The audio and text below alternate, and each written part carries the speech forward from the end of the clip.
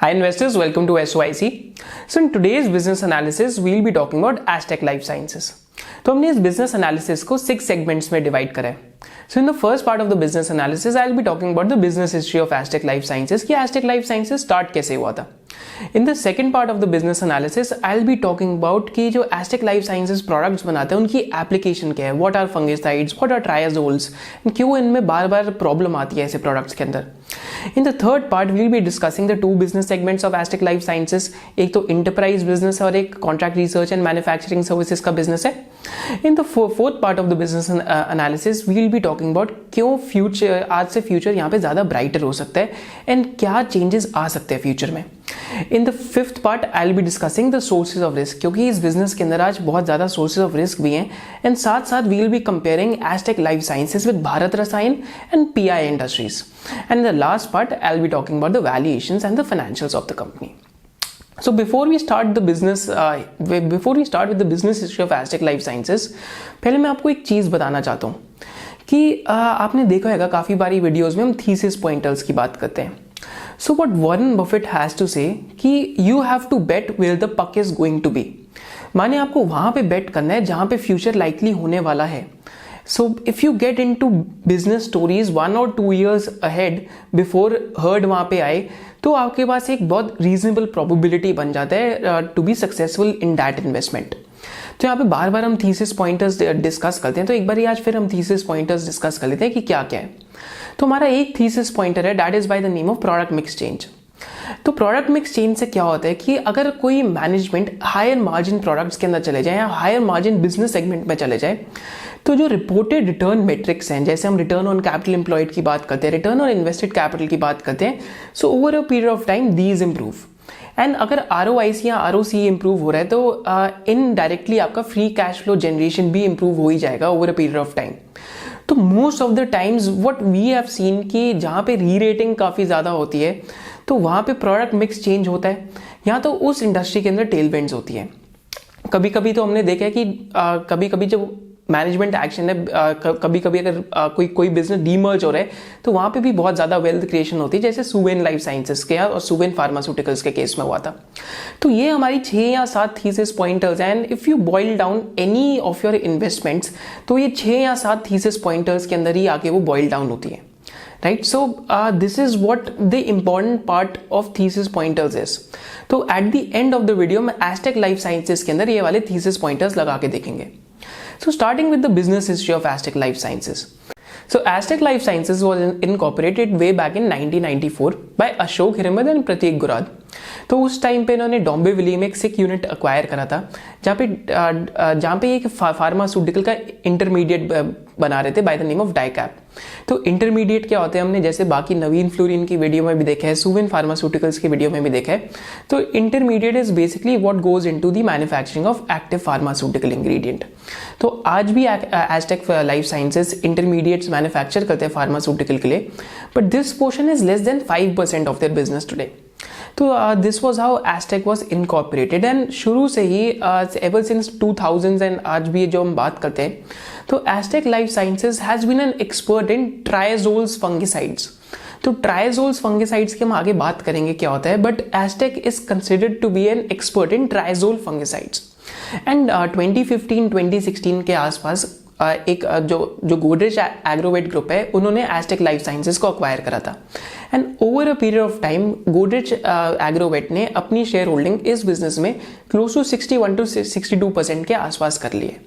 So this was the business history of Astec Life Sciences कि कैसे incorporate हुआ था, कौन से प्रोडक्ट से ओरिजिनली मैन्युफैक्चर करते थे. एंड आज एक बहुत इंपॉर्टेंट पॉइंट है जो आपको याद रखना है कि they are considered to be experts in triazole fungicides. So now coming to the business segments of Aztec Life Sciences and before business segments हम products की बात करते हैं. So Aztec Life Sciences predominantly is a manufacturer of fungicides. तो हमने जैसे pesticide की market देखी है वर्ल्ड में तो पेस्टिसाइड की आज मार्केट वर्ल्ड में कुछ 67 या 66 बिलियन डॉलर्स की है क्रॉप प्रोटेक्शन की, जिसमें से close to 16 to 17 billion dollars की मार्केट फंगिसाइड्स की है. फंगिसाइड्स क्यों यूज होते हैं? तो fungicides are basically use to counter fungus जो प्लांट्स के अंदर लग जाती है. तो जैसे हम इनके ट्राइजोल प्रोडक्ट्स की बात कर रहे हैं तो triazole products are use to basically fight against one disease by the name of septoria leaf spot. तो जो सेप्टोरा लीफ स्पॉट करके डिजीज है, बेसिकली लीव्स के अंदर लग जाती है and over a period of time जो लीव्स है they wrinkle and they die, अगर ये जो डिजीज है इसके अगेंस्ट सही टाइम पे फाइट नहीं करा गया तो fungicides are majorly use for their curative properties and preventive properties. तो ज़्यादातर फंगिसाइड्स का जो यूसेज है वो प्रिवेंटिव के लिए ही है कि डिजीज होने से पहले यूज होते हैं फॉर प्रिवेंशन। कुछ fungicides are use for curative properties. जैसे हम जो ट्राइजोल्स की बात करते हैं, these are majorly use for the curative properties, माने डिजीज लगने के बाद उसको ठीक करने के लिए।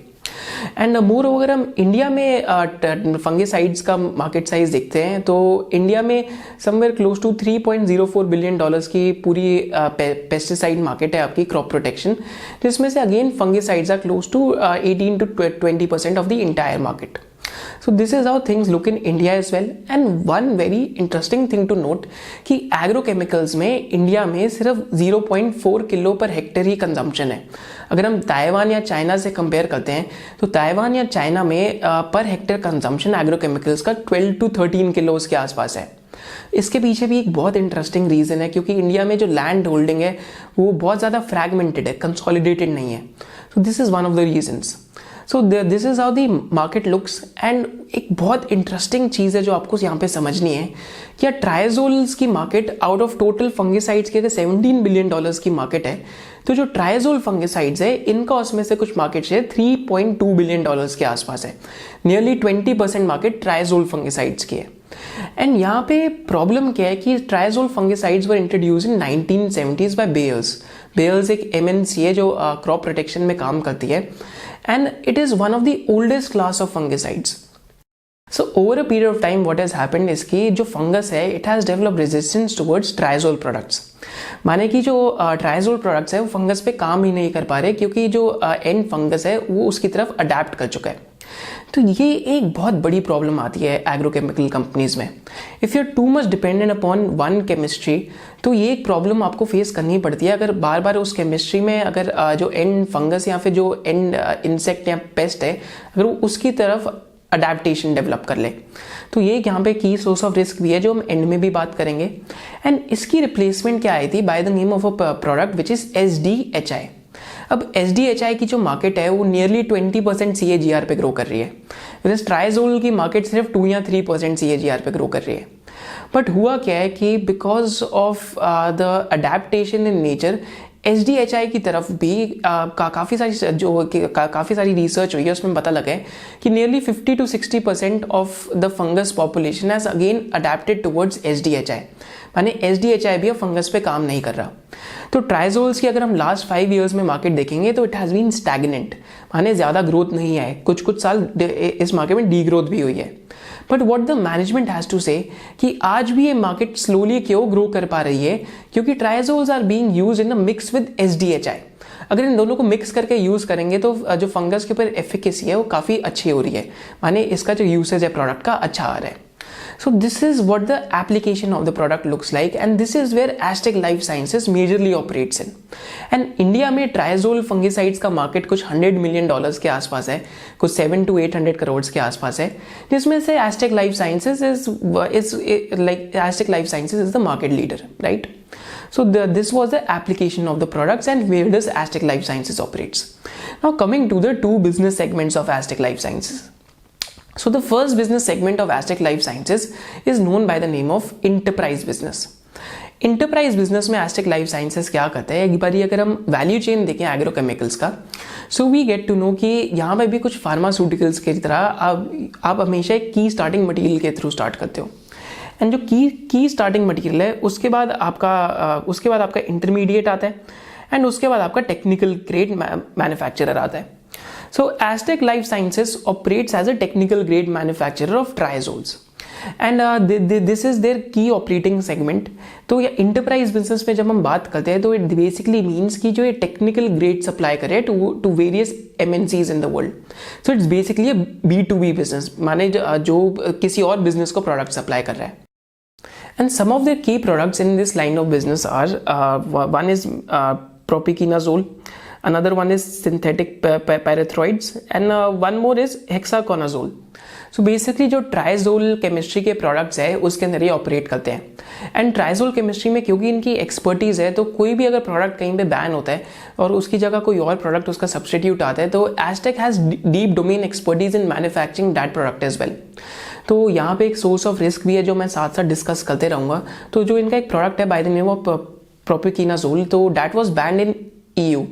तो जब ये बैन हुआ था यूरोप के अंदर, तो एक इसमें यहाँ पे रिस्क क्या आ जाता है कि अगर एक प्रोडक्ट किसी जोग्राफी में बैन हो चुका है तो all over the world governments को बैन करना स्टार्ट कर देती है। तो इनके एक क्वार्टर की सेल्स पे भी काफ़ी इम्पैक्ट आया था इससे, और एक क्वार्टर की जो मार्जिन है उन पे भी बहुत इम्पैक्ट आया था।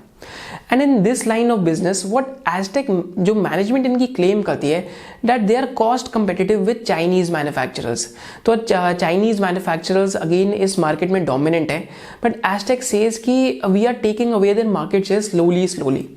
तो ये दिखता भी है कि they might be taking away the market share, क्योंकि अगर ट्राइजोल्स की मार्केट 2-3% पे ग्रो कर रही है, तो जैसे कि हम यहाँ पे एस्टेक का सेल्स चार्ट देख सकते हैं, Astec has been growing it sales by 20% consistently.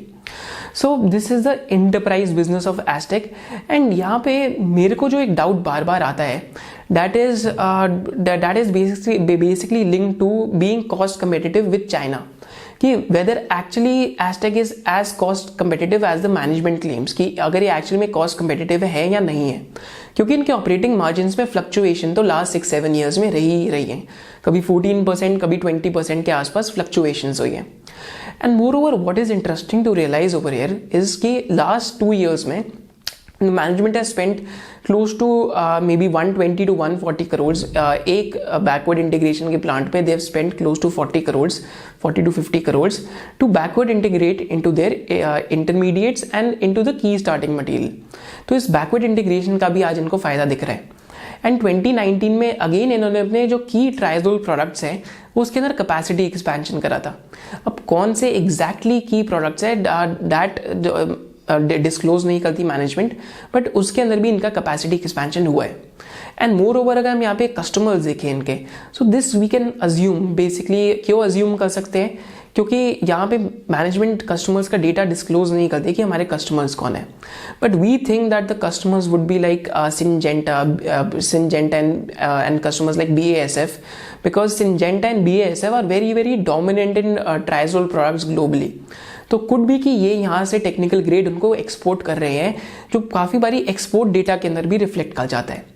So this is the enterprise business. And क्योंकि यहाँ पे प्रोडक्ट कॉन्सेंट्रेशन रिस्क था, क्योंकि ये बिजनेस 80% ऑफ द सेल्स है, so what has been happening is कि Astec has been trying to diversify into contract research and manufacturing services.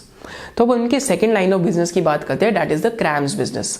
अब CRAMS business में the management keeps on saying कि इस business में EBITDA margin are somewhere close to 25%। And हमने बाकी cramps manufacturers में देखा ही है कि EBITDA मार्जिन आ ही जाता है। And moreover what is interesting to notice कि हम अगर यहाँ PI इंडस्ट्रीज के साथ कंपैरिजन करें, so many people are comparing Astec with PI industries, but we think कि it is not the right comparison. One of the reasons why is that PI Industries is purely into manufacturing of patented molecules। माने उनका जो domestic portfolio तो generic products का है, but उनका जो cramps वाला portfolio that is 95% is in patented molecules. What Astec will be doing in its CRAMS business is off the patent molecules, माने of the patent proprietary molecules. माने इन molecules में market size छोटा है, but may be जो margin है वो same हो सकता है।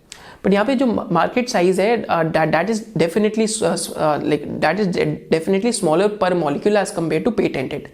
One of the reasons why is कि अगर हम PI इंडस्ट्रीज में देखें तो there is one molecule by the name of pyroxasulfone which is contributing majorly to PI industries CRAMS business. Percentage wise कभी भी मैनेजमेंट डिस्क्लोज नहीं करेगी बिकॉज इट इज कॉन्फिडेंशियल की परसेंटेज कितना है, but we think this is one of the key contributors to PI Industries because it's a non linear business.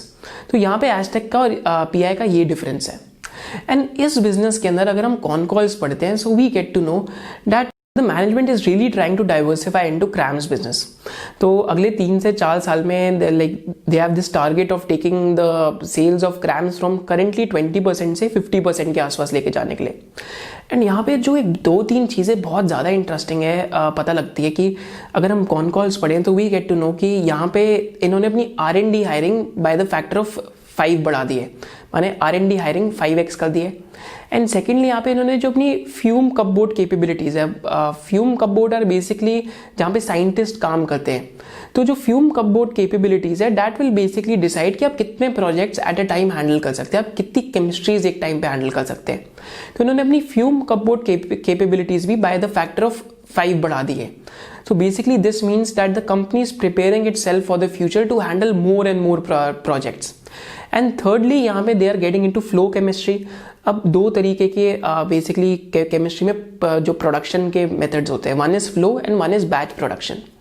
तो flow production के अंदर क्या होता है कि it is more efficient and more over यहाँ पे जो आपकी प्रोडक्शन का टाइम है दैट ऑल्सो उसका भी टाइम बहुत ज़्यादा रिड्यूस हो जाता है as compare to batch production. So this is also one of the key reasons of why this segment looks very interesting. And fourthly, they are also acquiring fluorination capabilities. तो जो भी life sciences industry follow करते हैं they will know that what is happening is कि more and more molecules both in agrochemicals and pharmaceuticals are finding themselves कि उसके अंदर जो फ्लोरीन केमिस्ट्री है उसका यूज हो ही रहा है।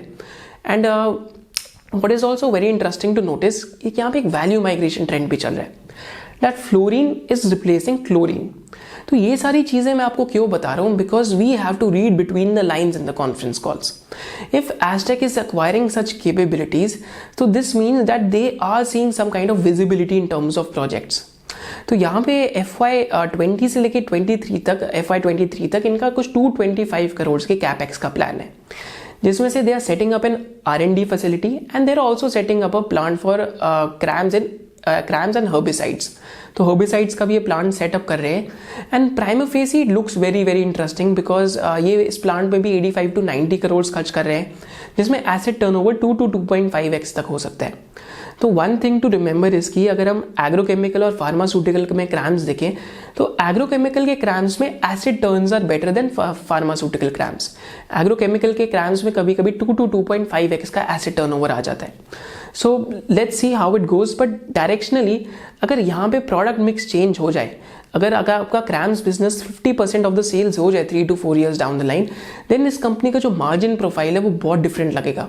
कंपनी का जो return on capital invested profile है या return on capital employed profile है, that will look a lot different than what it is currently today, right?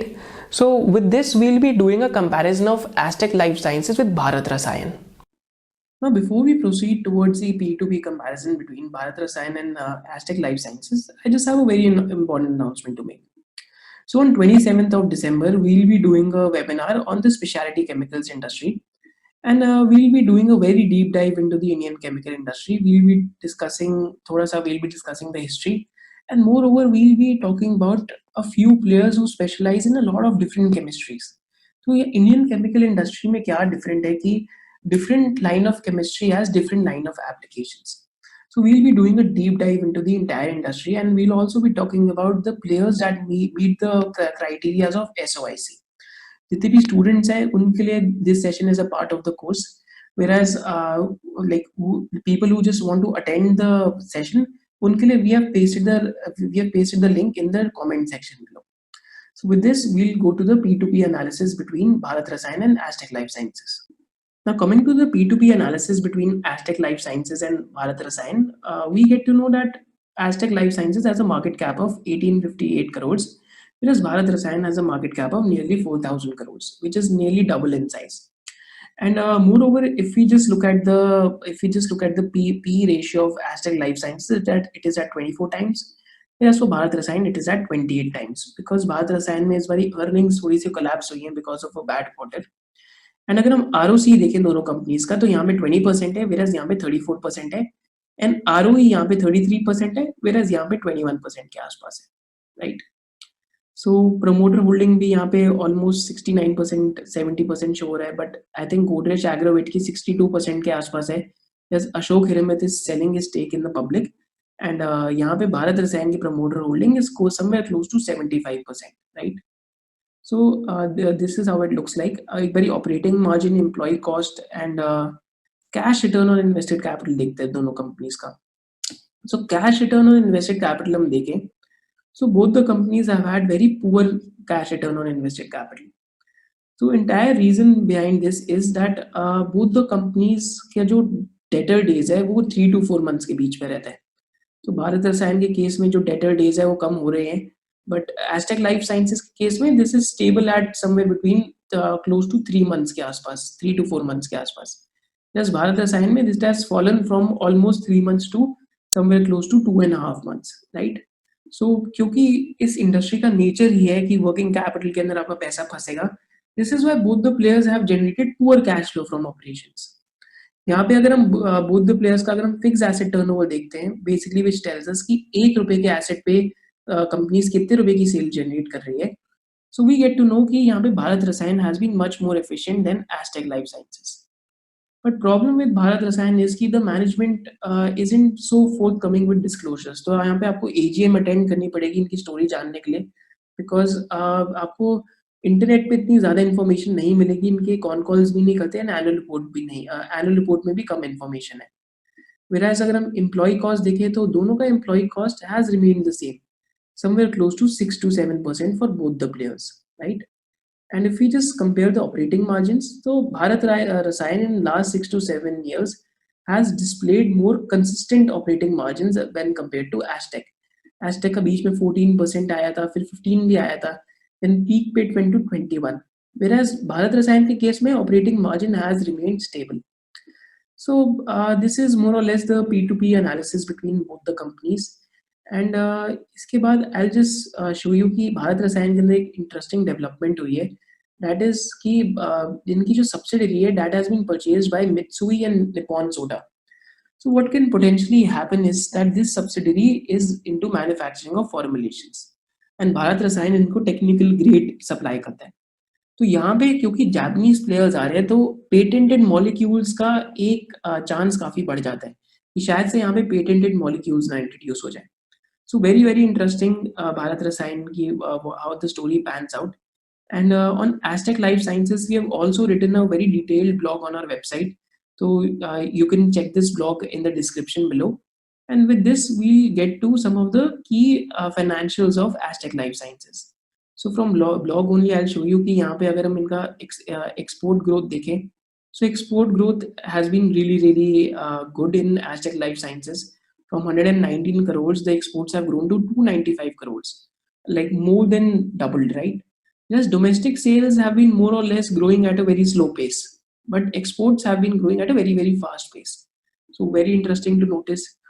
एक बारी वैसे हम यहाँ पे अगर सेल देखते हैं एस्टेक लाइफ साइंसेस की, so before looking at sales यहाँ पे अगर मैं आपको employees का डेटा दिखाऊं, so number of employees काफी कंपनीज कहती हैं we are increasing our hiring, but काफी बारी एनुअल रिपोर्ट में दिखते नहीं है कि employees आ रहे हैं।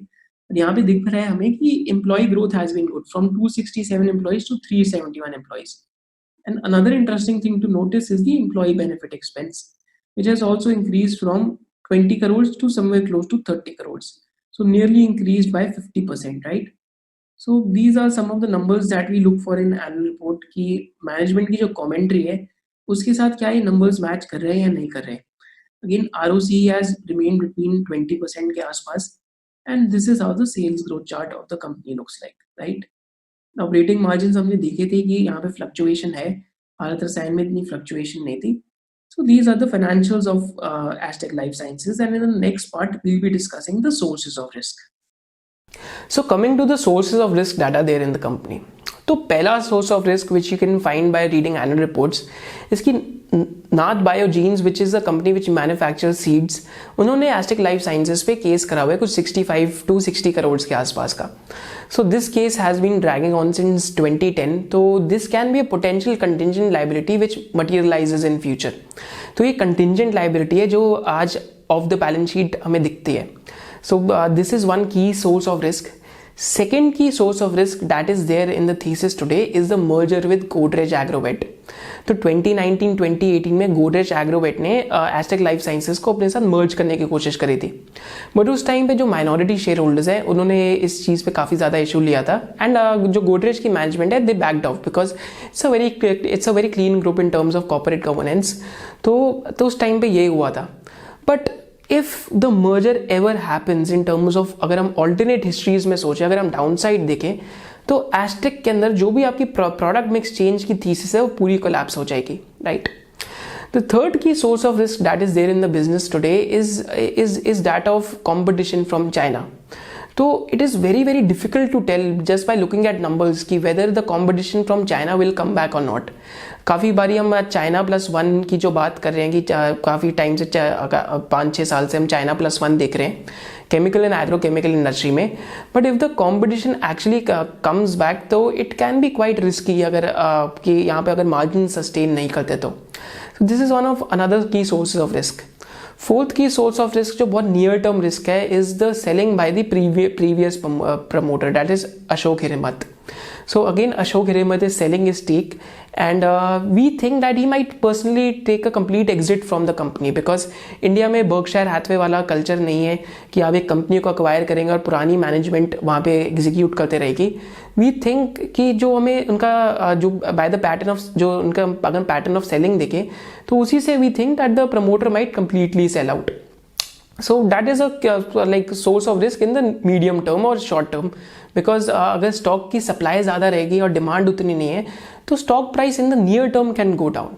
But you have a very capable group in terms of Godrej being the promoter, so that risk we don't think will be there in the medium to long run.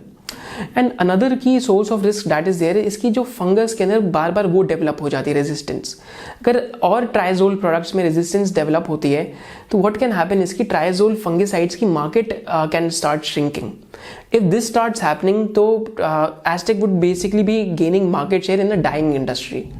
So if this thing happens, it will become very very risky to be invested in such stories, right?